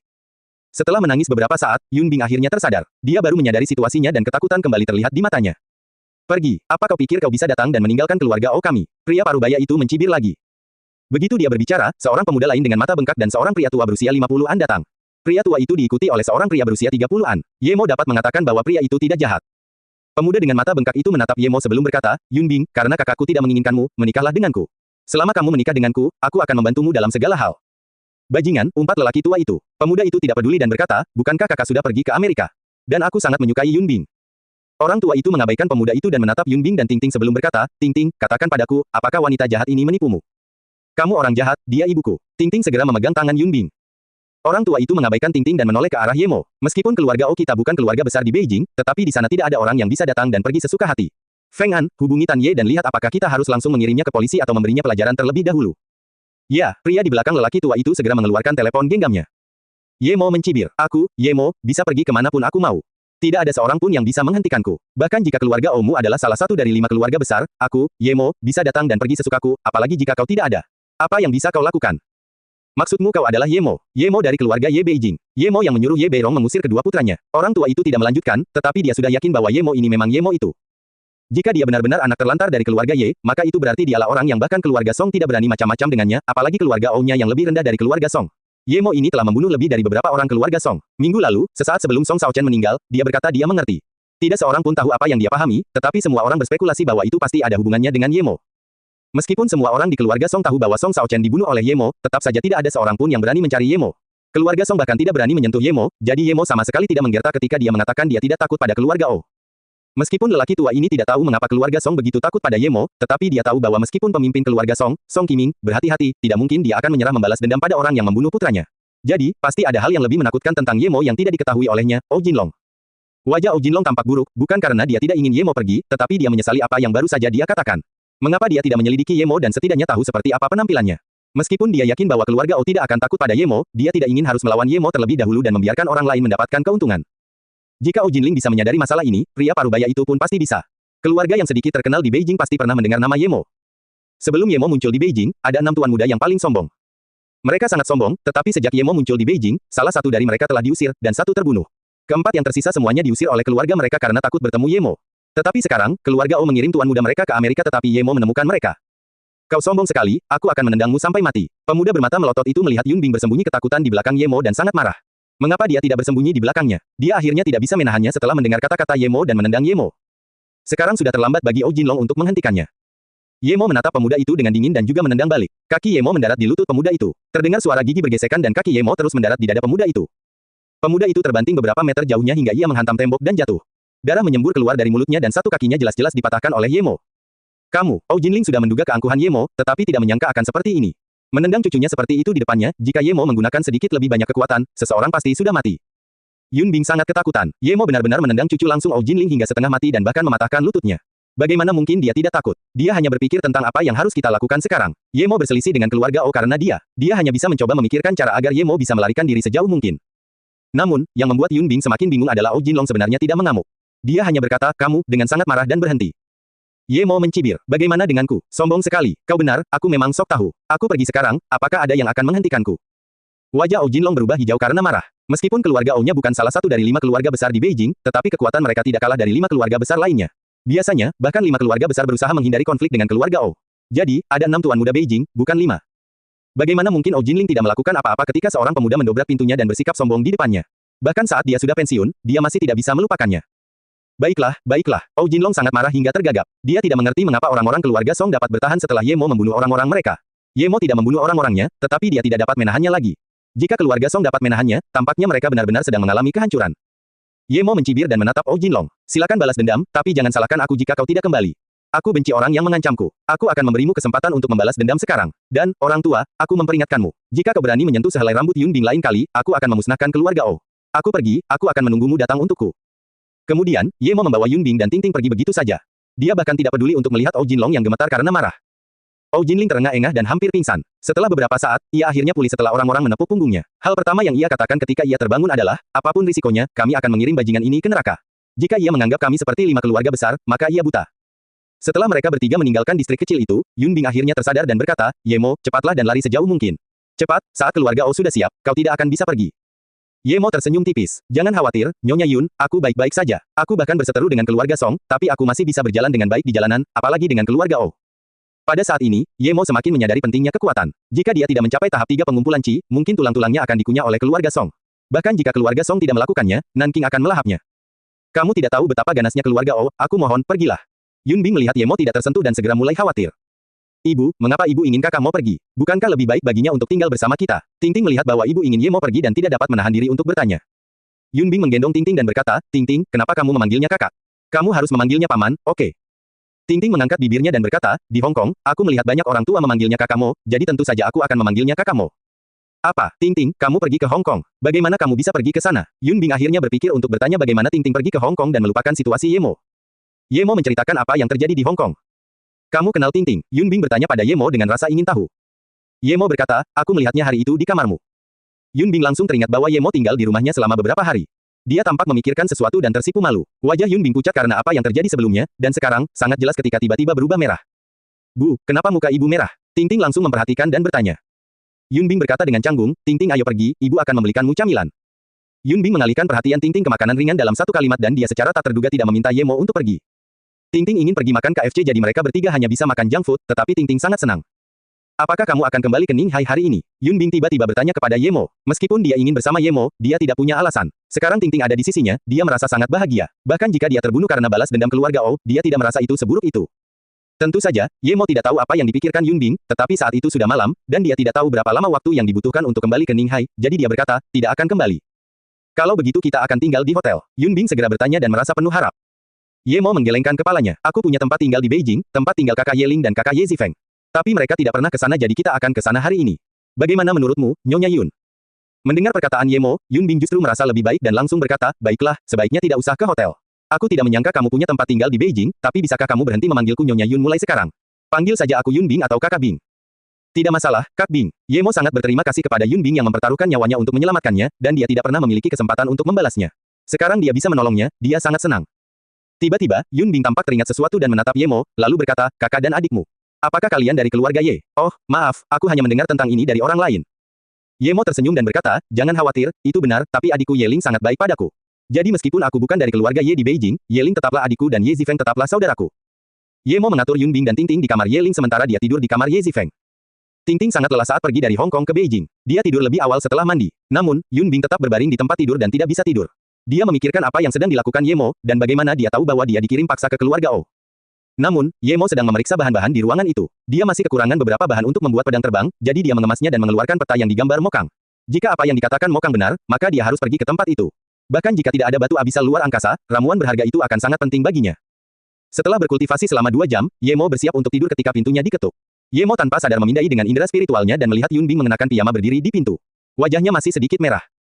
Sakit, tidak terlihat seperti itu. Ye Mo membuka pintu dan baru saja akan berbicara ketika Yun Bing bergegas ke pelukannya. Dia merasakan tubuh yang lembut dan harum saat kepalanya berdengung. Dia baru saja berkultivasi dan darahnya mengalir deras. Pada saat ini, Yun Bing bergegas ke pelukannya dan dia pun tercengang. Yun Bing tidak banyak berpikir, dia hanya sangat berterima kasih kepada Ye Mo dari lubuk hatinya. Jika bukan karena Ye Mo, dia bahkan tidak akan bisa melihat Ting Ting dan mungkin sudah meninggal beberapa bulan yang lalu. Ye Mo memberinya rasa aman. Dia sangat menyukai perasaan itu membuatnya damai dan dia sangat menikmatinya. Ketika Ye Mo pergi, dia selalu merindukan perasaan itu. Terkadang, dia pikir dia tidak seharusnya melakukannya, dia beberapa tahun lebih tua dari Ye Mo, dan Ye Mo adalah muridnya. Bagaimana dia bisa berpikir seperti itu? Namun hari ini di tempat tidur, dia terus memikirkan Ye Mo. Dia benar-benar tidak bisa tidur. Dia memompa keberanian untuk dirinya sendiri untuk waktu yang lama sebelum akhirnya memberanikan diri untuk mengetuk pintu Ye Mo. Dia sangat suka tidur di samping Ye Mo, rasa nyaman dan tentram itu, dia sangat menyukainya. Terlebih lagi, di dalam hatinya, Ye Mo tidak berdaya, jadi dia tidak bisa berbuat apa-apa. Bahkan jika dia tidur di samping Ye Mo tidak akan melakukan apapun padanya. Ketika Ye Mo merawat Ning Qingsui dan melihat dada putihnya yang besar, dia juga sedikit gatal di hatinya. Dia memeluk Luo Susu dan Lu Susu bahkan menciumnya ketika dia tidak sadarkan diri. Meskipun itu tidak disengaja, hatinya tetap berdesir setelah memikirkannya. Tetapi bagaimanapun juga, dia tidak pernah merasakan sensasi panas seperti ini. Yun Bing bagaikan bola api, bola lunak yang perlahan-lahan mengelilinginya. Ia baru saja selesai berkultivasi dan panas lembut ini melekat padanya sehingga ia tidak dapat bertahan. Dia tidak pernah berhubungan seks, tetapi itu tidak berarti dia tidak mengetahuinya. Tubuhnya langsung bereaksi. Saat Yun Bing memeluk Ye Mo erat-erat, dia merasa sangat nyaman hingga hampir mengerang. Setelah sekian lama, dia akhirnya bisa tertidur dalam pelukan Ye Mo. Bahkan jika keluarga O membalas dendam pada mereka besok, setidaknya dia menikmati malam yang menyenangkan. Namun Yun Bing langsung merasakan ada yang tidak beres, ia merasakan batang besi panas menempel di perutnya, apa itu? Tanpa sadar ia memegangnya. Dia langsung bereaksi. Sebelum dia benar-benar menyadari apa yang terjadi, dia begitu takut sehingga dia berlari keluar kamar dan masuk ke kamarnya sendiri. Dia menutup pintu dan bernapas dengan berat. Tubuh Ye Mo tidak seperti yang dia kira. Dia sangat normal. Setelah waktu yang lama, Yun Bing bertanya pada dirinya sendiri, mengapa dia berlari? Dia pergi ke sana, artinya dia tidak akan keberatan. Yun Bing mengerti bahwa alasan dia berani mengetuk pintu Ye Mo adalah karena dia tahu Ye Mo tidak bisa melakukan itu. Namun kenyataannya sebaliknya, Ye Mo tidak hanya bisa melakukan itu, dia juga sangat kuat dan sehat. Setidaknya dia meraihnya dengan tangannya sendiri dan itu benar-benar. Yun Bing merasa wajahnya panas dan mulai menyesal. Dia seharusnya tetap tinggal. Dia tiba-tiba sangat menginginkannya, tetapi dia memiliki keberanian untuk pergi ke kamar Ye Mo karena dia tidak memikirkannya. Sekarang setelah dia memikirkannya dan tahu bahwa Ye Mo dapat melakukannya, dia tidak lagi memiliki keberanian untuk pergi ke sana. Tiba-tiba dia sangat berharap Ye Mo akan datang dan memanggilnya, lalu dia akan segera pergi. Dia merasa wajahnya memerah dan jantungnya berdebar kencang. Selama 28 tahun, dia tidak pernah memiliki pikiran dan keinginan yang kuat seperti itu. Setelah sekian lama, Ye Mo tidak meneleponnya lagi dan hatinya perlahan mendingin. Tiba-tiba dia merasa malu karena memiliki pikiran seperti itu. Dia merasa bahwa dia mencoba merayu Ye Mo. Ye Mo tidak menyangka Yun Bing akan berteriak dan berlari setelah mengetahui bahwa dirinya normal dan merasa sedikit canggung. Dia mengerti mengapa Yun Bing datang. Meskipun Ye Mo baru saja terangsang oleh Yun Bing, dia adalah seorang kultivator. Setelah beberapa kali mantra pembersihan roh, dia menekan apinya. Ye Mo berbaring di tempat tidur sambil mengenang Yun Bing. Tubuhnya sangat lembut dan lentur. Dia pernah melihatnya telanjang sebelumnya tetapi tidak seperti hari ini dengan api dan keputusasaan. Dia ingat Tian He. Dia juga mengenakan piyama dan memeluknya, dia ingat dia juga bereaksi hari itu. Apakah itu terkait dengan apa yang dia kembangkan? Bagaimana mungkin dia tidak menghadapi godaan kecil ini? Meskipun Ye Mo tidak tahu mengapa Yun Bing datang menemuinya di malam hari, dia tahu bahwa karena Yun Bing sudah datang, dia tidak akan terlalu menolaknya. Jika dia pergi sekarang dan mengejarnya tanpa malu-malu, mungkin Yun Bing akan setuju. Ye Mo menggelengkan kepalanya. Ia merasa jika terjadi sesuatu antara dirinya dan Yun Bing sekarang, itu akan menjadi nafsu belaka. Meskipun ia merasa Yun Bing adalah orang baik, ia belum sampai pada tahap jatuh cinta padanya. Cinta. Ye Mo tiba-tiba teringat Luo Ying dan Lu Susu. Keduanya tampak bergerak di depan matanya dan saling tumpang tindih. Perasaan ini sangat aneh. Dia bahkan ingin meraih tangan Luo Susu dan bertanya apakah dia Luo Ying. Namun, Luo Susu sudah berusia 20-an dan tampaknya dia tidak berada dalam situasi yang sama dengannya. Bagaimana mungkin dia adalah Luo Ying? Di pagi hari, Ye Mo mendapati Yun Bing sudah menyiapkan sarapan. Yun Bing masih agak malu menatap Ye Mo. Dia bahkan tidak berani menatap mata Ye Mo. Namun, Ye Mo tidak peduli, dia menghabiskan sarapannya dan bermain dengan Ting Ting sebentar sebelum berkata, "Kakak Bing, aku akan keluar untuk melakukan sesuatu dan kembali ke Luo Chang sore ini. Apakah kamu masih akan kembali ke Ninghai? Kamu sekarang tinggal di Luo Chang." Yun Bing tiba-tiba teringat bahwa dia belum bertanya di mana Ye Mo tinggal sekarang. Meskipun dia tahu bahwa keluarga O mungkin sedikit takut pada Ye Mo, tetapi Ye Mo tinggal di Luo Chang dan dia tinggal di Ninghai. Keluarga O tidak bisa berurusan dengan Ye Mo, tetapi mereka bisa melakukan sesuatu padanya dan Ting Ting. Aku sekarang tinggal di Luo Chang, tapi Ye Mo melihat kekhawatiran di mata Yun Bing dan berpikir sejenak sebelum berkata, "Jangan khawatir tentang keluarga O, aku akan menyingkirkan ancaman ini untukmu." Ponsel Ye Mo tidak dapat dihubungi lagi, tepat ketika Han Zhaixin khawatir, dia menerima berita bahwa Ye Mo datang ke Beijing dan menyebabkan masalah di keluarga O. Mata Han Zhaixin berbinar. Dia hanya berpikir tentang bagaimana membuat Ye Mo tunduk, tetapi sekarang Ye Mo malah membuat masalah dengan keluarga O. Ye Mo ini benar-benar gelisah. "Kakak Han, apakah kau sedang memikirkan ide jahat lagi, menyuruhku melakukan pekerjaan gratis?" Tepat ketika Han Zhaixin sedang memikirkan bagaimana caranya agar Ye Mo mau melakukan sesuatu untuknya, suara Ye Mo tiba-tiba terdengar di telinganya, membuat Han Zhaixin ketakutan hingga hampir melompat. Tempatnya dijaga ketat, bagaimana mungkin para penjaga tidak menyadari dia saat Ye Mo datang? "Bagaimana kamu bisa masuk?" Han Zhaixin menatap Ye Mo dengan heran dan bertanya. Ye Mo tersenyum dan berkata, "Tidak penting bagaimana aku masuk. Yang penting adalah apa yang kau inginkan dariku. Kalau tidak, aku akan kembali. Aku sangat sibuk akhir-akhir ini, aku tidak punya waktu untuk mengobrol denganmu." Han Zhaixin tertawa dan melupakan bagaimana Ye Mo bisa masuk. Ia berpikir jika Ye Mo tidak memiliki kekuatan, dia tidak akan membutuhkannya sejak awal. "Tentu saja aku butuh bantuanmu, kau tidak boleh menolak. Itu tertulis sangat jelas di perjanjian kita terakhir kali." Han Zhaixin berkata cepat. Ia takut Ye Mo akan berkata ia tidak punya waktu. Ye Mo tersenyum dan berkata, "Memang, aku secara khusus mengeluarkan perjanjian itu dan melihatnya. Di situ tertulis dengan sangat jelas. Aku akan melakukan sesuatu untuk Flying Snow setiap 2 tahun dan ini pertama kalinya setelah aku memilih bahan-bahan yang sebenarnya. Sekarang, aku belum memilih apapun, bagaimana kau bisa membuatku membantumu? Ini tertulis dengan jelas di kertas, apakah kau ingin aku menunjukkannya padamu?" Mendengar perkataan Ye Mo, Han Zhaixin mengusap kepalanya tak berdaya. Ia pikir ia tidak membutuhkan Ye Mo untuk hal-hal yang biasa saja dan Flying Snow dapat mengatasi masalah 99% dari waktu, jadi ia meminta bantuan Ye Mo sekali dalam 2 tahun. Ia tidak menyangka masalah akan datang dengan cepat, jadi ia harus memohon bantuan Ye Mo. Itu benar, tapi kali ini aku benar-benar butuh bantuanmu."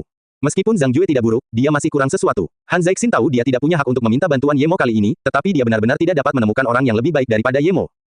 Ye Mo mencibir tetapi tidak berbicara. Meskipun kultivasinya berkembang lambat sekarang, tetapi dia tidak ingin menyia-nyiakan waktu untuk ini. Dia akan melakukan apa yang dia katakan dan belum waktunya untuk memenuhi janjinya. "Aku bisa membantumu menghadapi keluarga O, dan keluarga O siap untuk menyerangmu." Han Zhaixin tiba-tiba berkata. Ye Mo berkata dengan jelas, "Mereka bukan ancaman. Alasan aku tidak melakukan apapun kemarin adalah karena Ting Ting ada di sana. Jadi, aku tidak perlu kau ikut campur dalam masalah ini. Jangan melakukan sesuatu yang gegabah." Han Zhaixin berkata cepat. Ye Mo mengetuk meja sebelum berkata perlahan, "Mungkin aku tidak akan melakukan itu saja." Kemudian dia berdiri. Dia sekarang berada di tahap 3 pengumpulan Qi. Jika keluarga O berani bergerak, maka dia siap untuk memusnahkan mereka dan kemudian memusnahkan keluarga Song sebelum menemukan sekte-sekte tersembunyi. Meskipun dia tahu dia mungkin tidak akan berhasil dengan kekuatannya saat ini di sekte-sekte tersembunyi, dia yakin setidaknya dia bisa tetap hidup. "Tunggu, apa syaratmu? Aku akan lihat apakah aku bisa melakukannya." Melihat Ye Mo akan pergi, Han Zhaixin akhirnya tidak bisa duduk lagi. Dia percaya bahwa jika Ye Mo pergi, akan jauh lebih sulit untuk menemukannya lagi. Ye Mo tersenyum karena mengira dia tertipu. Dia berbalik dan menatap Han Zhaixin. "Gadis di belakangmu terakhir kali adalah cucumu." Han Zhaixin berpikir, apakah dia tertarik padanya? Dia merasa gembira tetapi berpura-pura marah dan berkata, "Jangan pikirkan cucuku. Dia bukan orang biasa, orang normal bahkan tidak bisa mulai memikirkannya. Meskipun kamu tidak jahat, tetapi menurutku, itu masih agak sulit." Han Zhaixin tahu bahwa sulit untuk menemukan seseorang di dunia fana untuk menikahinya, tetapi dia sangat mengagumi kemampuan Ye Mo. Jika dia benar-benar menyukai cucunya, maka dia tidak akan keberatan membantunya. Ye Mo berkata sekali lagi, "Penatua Han, kau terlalu banyak berpikir. Cucu perempuanmu sangat baik, bagaimana mungkin aku berani memikirkannya? Ditambah lagi, aku sudah memiliki seseorang yang aku sukai, jangan khawatir, Penatua Han." "Lalu apa maksudmu?" Han Zhaixin bertanya dengan kesal. Ye Mo berkata, "Jika tebakanku benar, putrimu berasal dari sekte tersembunyi, kan? Syarat pertamaku sederhana, yaitu, setelah aku melakukan apa yang kau inginkan, cucumu akan membawaku ke sekte tersembunyi. Selama aku masuk, dia tidak perlu melakukan apapun."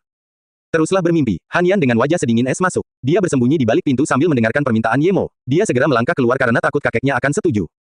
Ye Mo tersenyum dan tidak mengatakan apapun. Dia tahu di mana Han Yan bersembunyi, jika dia bisa memasuki sekte tersembunyi dengan bantuan Han Yan, itu akan menghemat banyak waktu. Bahkan orang sekaya Mokang menghabiskan 16 tahun untuk mengetahui jalan dan cara masuk. Karena itu, ini membuat Ye Mo khawatir tentang masuk ke sekte tersembunyi.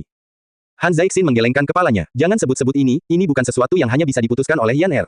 Jika dia membawamu masuk, dia tidak akan bisa lolos begitu saja. Apa syarat keduamu? Ye Mo menggelengkan kepalanya dan berkata, karena kita bahkan tidak bisa sepakat pada yang pertama, tidak ada gunanya membicarakan yang kedua. Mulut Han Zeixin berkedut, berpikir bahwa orang ini benar-benar teguh pendiriannya. Dia berbalik dan berkata kepada Han Yan, bawa biji itu dan tunjukkan padanya. Mendengar tentang biji, telinga Ye Mo bergerak dan segera memfokuskan perhatiannya.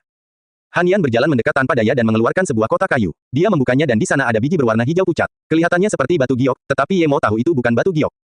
Ye Mo mengambil batu itu dan mengamatinya dengan indera spiritualnya. Pasir perak hijau.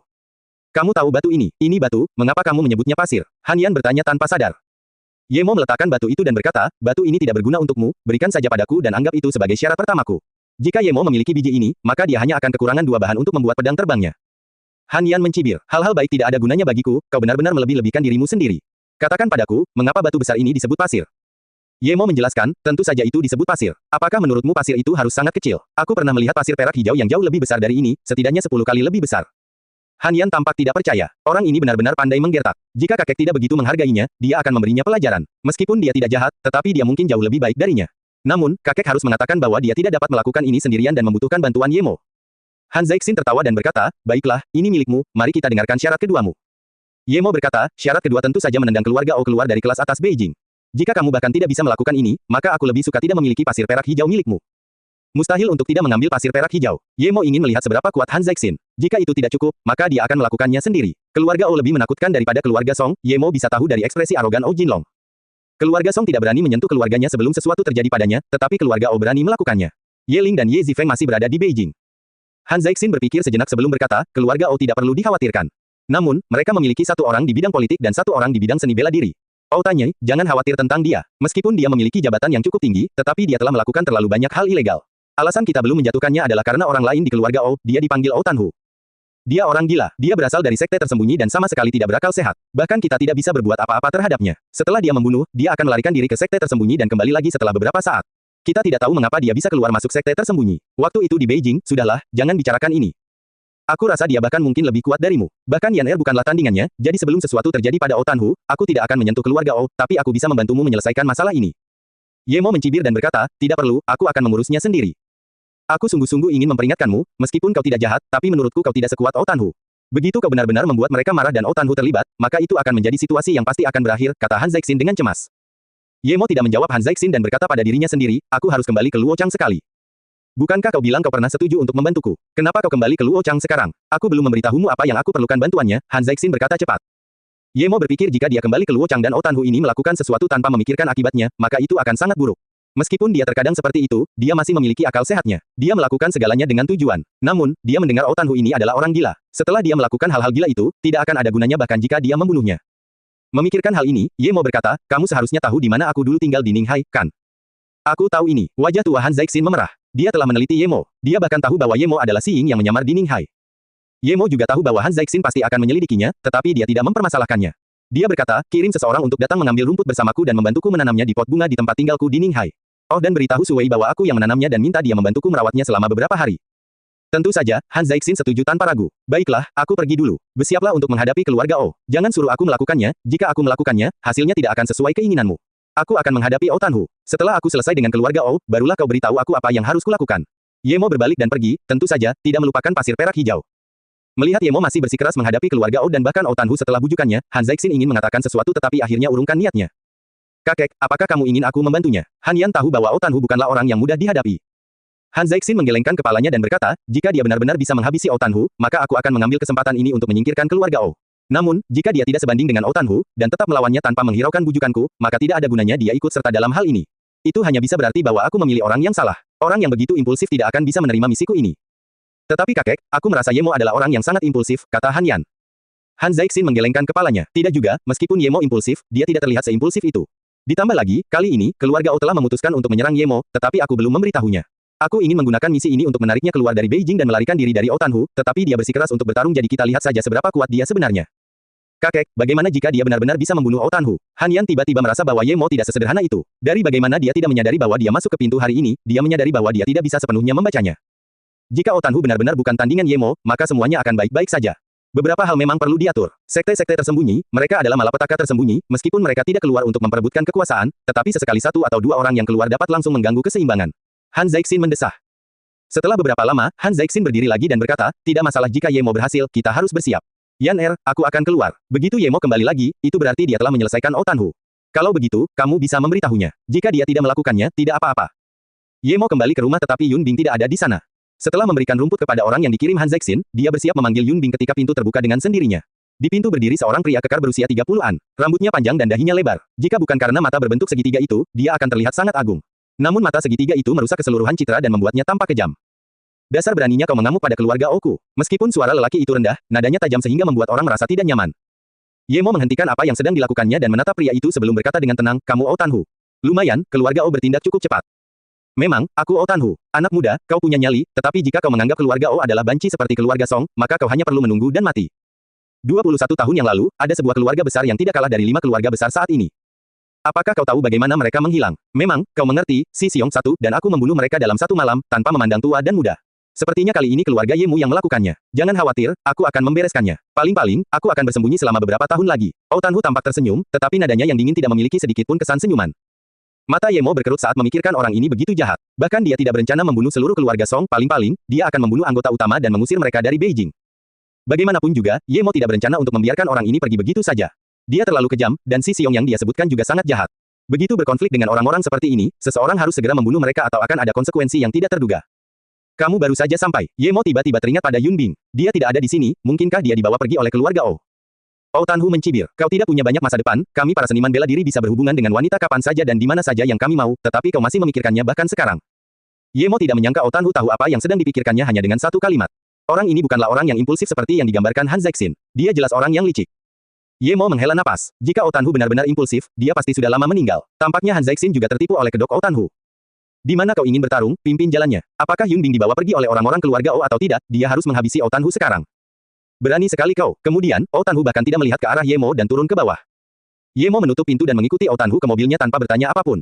Dia bisa tahu bahwa Otanhu kuat, tetapi dia masih sedikit lebih lemah daripada Dao Xian. Dia bisa membunuh Dao Xian, jadi mengapa dia khawatir tentang Otanhu? Tetapi pria ini paling banyak berusia remaja 21 tahun yang lalu, dan dia masih bisa membunuh tua dan muda.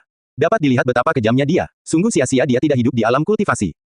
Otanhu tampaknya tahu bahwa Ye Mo akan mengikutinya. Ia masuk ke dalam mobil Range Rover dan melaju ke daerah pedesaan. Ia tahu bahwa Ye Mo pasti baik, tetapi itu akan menimbulkan terlalu banyak perhatian di kota.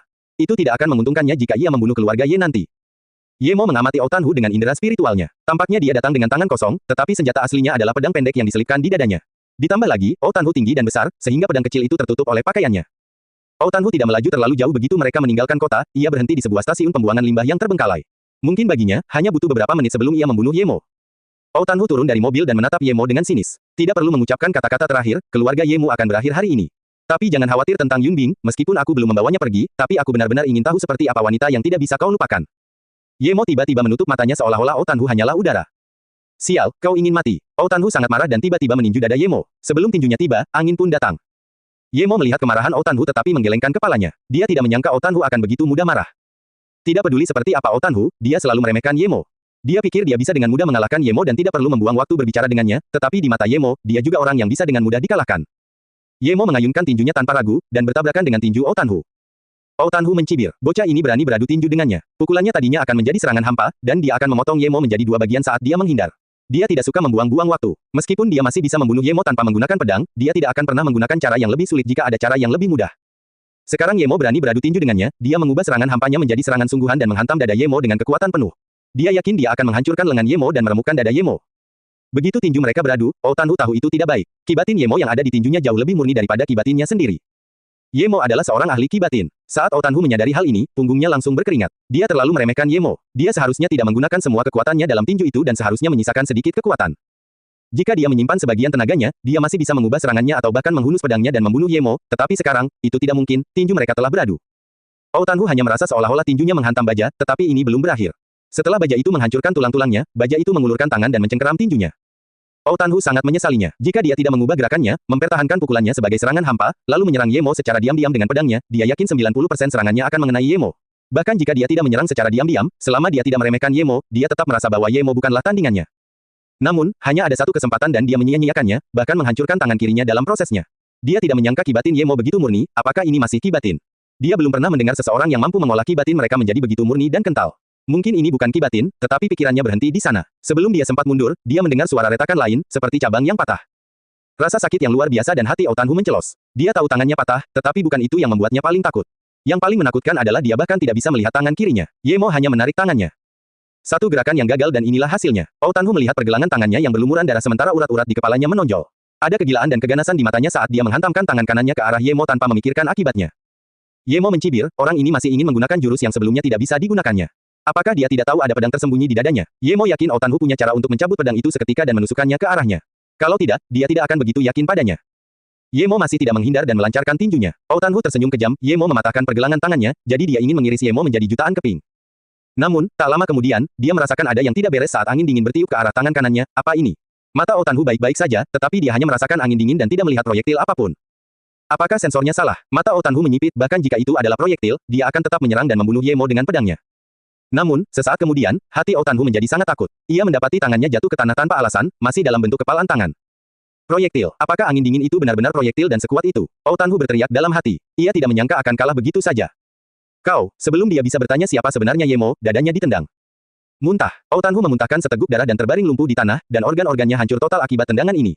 Dia hanya punya satu pikiran, ki batin yang begitu kental, bagaimana dia bisa mengolahnya. Aku tidak terima dengan semua ini. Otanhu memuntahkan lebih banyak darah dan berteriak histeris. Ye Mo melangkah maju, mencabut pedang dari pakaian Otanhu dan mencibir. Kau tidak mau menerima ini, apakah karena kau tidak bisa menggunakan pedangmu? Kau, Otanhu benar-benar membeku, bagaimana Ye Mo tahu kalau pedang itu adalah pukulan yang mematikan baginya? Si Xiongku akan membalas dendam untukku. Itulah kata-kata terakhir Otanhu. Otanhu sangat tegas, dan Ye Mo tidak dapat meminta sesuatu yang berguna darinya. Dia tidak hanya kejam terhadap orang lain tetapi juga kejam terhadap dirinya sendiri. Namun, Ye Mo menemukan dua kata, tinju patah, dari gagang pedang itu. Pekerjaannya tidak buruk, kualitasnya sama dengan cambuk yang didapat Ye Mo. Ketika Ye Mo kembali ke rumah, Yun Bing dan Ting Ting sudah kembali. Setelah bertanya, dia tahu bahwa Yun Bing pergi keluar untuk membantu Ting Ting membeli pakaian. Sekarang setelah dia mencabut gigi keluarga O, Ye Mo memperkirakan bahwa tidak ada banyak bahaya bagi Yun Bing, jadi dia pergi mencari Han Zexin. Dia akan menyerahkan hal-hal yang tersisa kepada Han Zexin untuk ditangani. Jika dia bahkan tidak dapat melakukan hal yang sederhana seperti itu berarti dia tidak tulus. Bagi seseorang yang tidak tulus, Ye Mo lebih suka tidak memiliki pasir perak hijau daripada bekerja sama dengan mereka. Ye Mo tidak akan seperti Otanhu dan pergi membunuh semua orang, tetapi jika Han Zexin tidak melakukan serangan, maka dia akan membunuh setidaknya semua kepala keluarga. Kenapa kau kembali begitu cepat? Bukankah kau akan mencari Otanhu? Han Zexin tidak ada di rumah, tetapi Han Yan ada di sana. Dia tampaknya kebal terhadap Ye Mo yang muncul dan menghilang entah dari mana. Ye Mo menjatuhkan pedangnya dan berkata, tidak ada lagi orang seperti itu. Apa, kau membunuh Otanhu secepat ini? Han Yan mengambil pedang itu dengan tak percaya dan memeriksanya dengan saksama sebelum berkata, memang, ini pedangnya, ada tanda dari aula tinju patah. Broken Fist Hall, ulang Ye Mo, dia masih ingat bahwa Otanhu mengatakan si Xiongnya akan membalaskan dendamnya jadi dia harus waspada. Karena si Xiongnya bisa membunuh seluruh keluarga besar bersamanya, itu berarti si Xiong ini juga merupakan karakter yang kejam. Han Yan tampaknya menyadari bahwa dia telah mengatakan sesuatu yang tidak seharusnya dia katakan dan dengan cepat berkata lagi, tunggu, aku akan menelepon kakekku. Danau Mi yang merupakan danau terindah di Beijing. Danau ini tidak hanya indah, tetapi juga melintasi seperenam Beijing sehingga disebut juga Danau ke-6. Danau Mi yang tidak hanya memiliki pasukan yang ditempatkan di sana dari distrik militer Beijing, tetapi semua kelas atas dan pemimpin Beijing tinggal di sekitar sini. Oleh karena itu, Danau Mi yang juga disebut danau kekayaan oleh warga biasa. Pada saat ini, di dalam gedung yang dijaga paling ketat itu duduk 6 orang lelaki tua, bahkan yang termuda di antara mereka berusia lebih dari 50 tahun. Zexin, maksudmu Ye Mo benar-benar punya kemampuan yang cukup untuk menghabisi Otanhu. Ini bukan lelucon, jika harimau ganas itu marah, keluarga Ye juga akan berada dalam bahaya. Orang yang berbicara itu berusia 60-an, bertubuh sedang dan tampak sedikit langsing, tetapi semangatnya tinggi. Han Zexin berkata, Direktur, jangan khawatir, jika Ye Mo benar-benar bukan tandingan Otanhu, saya telah membuat persiapan, saya tidak akan membiarkan kejadian 20 tahun lalu terulang lagi. Ya, kami akan menyingkirkan harimau itu meskipun harus membayar mahal. Bahkan tanpa Ye Mo, kami akan tetap melakukan ini. Otanhu ini semakin tidak terkendali, lelaki tua itu mengangguk dan berkata dengan nada keras. Tidak ada yang berbicara, mereka tahu akan sangat merugikan mereka jika membunuh seseorang seperti Otanhu. Ada seorang kultivator bela diri kuno yang lebih lemah dari Otanhu, tetapi untuk menangkapnya, negara itu kehilangan seluruh pasukan khusus sebelum akhirnya membunuhnya. Satu regu pasukan khusus, berapa biaya yang harus dikeluarkan negara untuk melatih mereka? Dapat dibayangkan bahwa untuk merebut Otanhu, kerugiannya tidak akan menjadi angka yang sederhana. Karena di balik Otanhu, ada sekte tersembunyi, jika mereka membuat marah sekte ini, maka kerugian negara akan tak terkira. Itulah sebabnya semua hierarki merasa terancam oleh sekte-sekte tersembunyi karena mereka memiliki kemampuan. Untungnya, mereka biasanya tidak ikut campur dalam urusan nasional dan bahkan mengirim beberapa orang untuk membantu. Otanhu ini juga sangat licik. Setelah melakukan hal itu 20 tahun lalu, dia pergi dan bersembunyi di sekte-sekte tersembunyi selama 10 tahun sebelum keluar. Setiap kali, dia tidak keluar lama-lama seolah-olah mengingatkan orang lain bahwa keluarga O masih memilikinya. Jika Ye Mo dapat membunuh Otanhu, itu akan menjadi yang terbaik bagi negara karena orang yang membunuhnya adalah Ye Mo. Pada akhirnya, sekte-sekte tersembunyi akan mencari masalah Ye Mo, bukan orang lain. Meskipun beberapa orang dari sekte tersembunyi bekerja untuk negara, sekte-sekte tersembunyi juga memiliki aturan di mana orang-orang dari sekte tersembunyi tidak boleh saling bertarung karena alasan dunia luar. Jika mereka melakukannya, mungkin sekte-sekte tersembunyi sudah lama hilang. Hanya orang seperti Ye Mo yang tidak tahu apa-apa yang berani membunuh Ou Tamhu. Lelaki tua yang usianya hampir sama dengan Han Zhaixin berkata, kudengar Ye Mo menghabisi Qianlong Tou milik Nanking. Jika dia benar-benar memiliki kekuatan sebesar itu, maka mungkin dia benar-benar bisa. Sebelum Han Zhaixin sempat berbicara, seorang penjaga bergegas masuk sambil membawa telepon dan berkata, Penatua Han, ada panggilan mendesak. Semua orang yang hadir dalam pertemuan ini adalah petinggi Tiongkok. Bahkan jika penjaga tidak mengatakan bahwa ini mendesak, mereka tahu bahwa ini akan mendesak. Han Zhaixin mengangkat telepon dan hanya mengucapkan beberapa kalimat sebelum menutup telepon dengan gembira. Ada apa, Han tua? Tanya lelaki tua yang paling gegabah. Han Zhaixin berkata dengan gembira dan terkejut, saya baru saja menerima berita bahwa Ye Mo telah membunuh Ou Tanhu dan sekarang sedang berbicara dengan Han Yan. Berita itu dari cucu perempuan saya, dan itu dapat dipercaya. Apa, harimau jahat dari keluarga Ou telah terbunuh? Zhaixin, Si Ping, segera jalankan rencana nomor 2. Taklukkan Ou Tanye dan Ou Zhen, lelaki tua itu berdiri dengan gembira dan berkata. Bukan hanya pria ini yang berdiri dengan gembira, tetapi juga semua orang. Itu adalah dua konsep yang berbeda, Ye Mo membunuh Ou Tanhu dan negara membunuh Ou Tanhu. Tanpa Ou Tanhu, keluarga Ou tidak menjadi masalah. Han Yan meletakkan teleponnya dan menatap Ye Mo sambil berpikir bahwa lelaki tua itu selalu lebih bijak. Dia tidak melihat sesuatu yang luar biasa tentang Ye Mo, tetapi kakeknya bisa. Setelah berpikir sejenak, dia berkata kepada Ye Mo, karena kamu bisa membunuh Ou Tanhu, itu artinya kamu mampu menjalankan misi ini. Aku akan memberitahu rencananya kepadamu dan kita bisa mendiskusikan apa yang harus dilakukan. Ye Mo melambaikan tangannya dan berkata, jangan beritahu aku tidak ingin tahu sekarang. Kamu bisa menghubungiku setelah aku melihat apa yang terjadi pada keluarga Ou, aku pergi dulu. Ye Mo berjalan keluar tanpa ragu-ragu dan tidak ada yang bisa dilakukan Han Yan. Ketika Ye Mo kembali, Yun Bing dan Ting Ting duduk dengan gelisah di dalam rumah. Mungkin Yun Bing menyadari ada yang tidak beres. Melihat sikap Yun Bing yang tidak berdaya, Ye Mo merasa tidak berdaya. Melihat Ye Mo kembali, Yun Bing berdiri dengan gembira. Dapat dilihat bahwa dia benar-benar bahagia. Ayo pergi, aku akan mengajak kalian makan sesuatu. Ye Mo memperkirakan bahwa bahkan jika Han Zhaixin setuju untuk menghancurkan keluarga Ou, itu tidak akan secepat ini. Ting Ting, yang menunggu dengan putus asa, mendengar kata-kata Ye Mo dan segera berlari menghampiri. Baginya, makan adalah hal yang paling penting. Dia mendengar dari Ye Mo bahwa keluarga Ou sudah ditangani dan dia tidak perlu khawatir tentang keluarga Ou lagi dan bisa tinggal bersama ibunya sepanjang waktu. Yun Bing jelas tampak senang. Meskipun dia tidak tahu bagaimana Ye Mo melakukannya, dia percaya pada Ye Mo. Karena sejak konflik dengan keluarga Ou kemarin hingga sekarang, tidak terjadi apa-apa padanya. Itu berarti keluarga Ou berhati-hati terhadap Ye Mo. Yun Bing berpikir melalui siapa Ye Mo mencapai kesepakatan sehingga keluarga Ou harus melepaskannya. Dia tidak akan pernah mengira Ye Mo benar-benar menghancurkan keluarga Ou dari akarnya. Ye Mo paling takut makan KFC, tetapi untungnya, Ting Ting tidak bersikeras makan KFC lagi. Dia ingin makan masakan barat. Meskipun Ye Mo juga tidak menyukainya, Ting Ting ingin pergi, jadi dia akan mengatasinya. Melihat Ye Mo dan Ting Ting berjalan di depan, Yun Bing tiba-tiba tenggelam dalam pikirannya, berpikir jika saja keadaan bisa tetap seperti ini selamanya. Dia hanya merasa aman saat bersama Ye Mo. Dia tiba-tiba teringat hari itu di Universitas Ninghai ketika Ye Mo bersikap sangat agresif terhadapnya. Jika kau berani menyentuhku lagi, aku akan menjadikan Danau Ning sebagai tempatmu mandi. Itulah yang dikatakannya kepadanya. Saat itu dia ingin sekali melawannya dengan nyawanya, tetapi sekarang, dia mengikutinya dari belakang sambil menatapnya dan Ting Ting. Dia mendesah, dia tahu bahwa setelah ini, Ye Mo akan menempuh jalannya sendiri, tetapi dia perlu membawa Ting Ting kembali ke Ninghai. Satu-satunya perbedaan adalah dia memiliki Ting Ting, dan tidak ada ancaman dari keluarga Ou. Dia tiba-tiba memiliki pikiran aneh, apa yang akan terjadi jika dia tidak melarikan diri tadi malam. Memikirkan hal ini, hatinya terasa panas. Mungkin itu bisa terjadi malam ini. Yun Bing terkejut dengan pikirannya sendiri. Apa yang terjadi padanya? Yun Bing tanpa sadar menatap Ye Mo. Dia berpikir mengapa Ning Qingsui menolak seseorang yang begitu baik. Yun Bing tanpa sadar melihat sekeliling dan melihat orang lain. Itu adalah Feng Rong. Feng Rong sedang terburu-buru dan berjalan cepat ke dalam bar sambil menundukkan kepalanya. Yun Bing tiba-tiba ingin bertanya kepada Feng Rong tentang apa yang terjadi beberapa tahun yang lalu dan mengikutinya ke dalam bar. Tentu saja, Ye Mo tahu kapan Yun Bing tiba-tiba pergi. Dia melihat bahwa Yun Bing bahkan tidak memberitahunya dan pergi ke bar bersama Feng Rong dan menebak bahwa pasti ada sesuatu yang terjadi. Ye Mo juga ingin membawa Ting Ting bersamanya ketika sebuah suara memotongnya.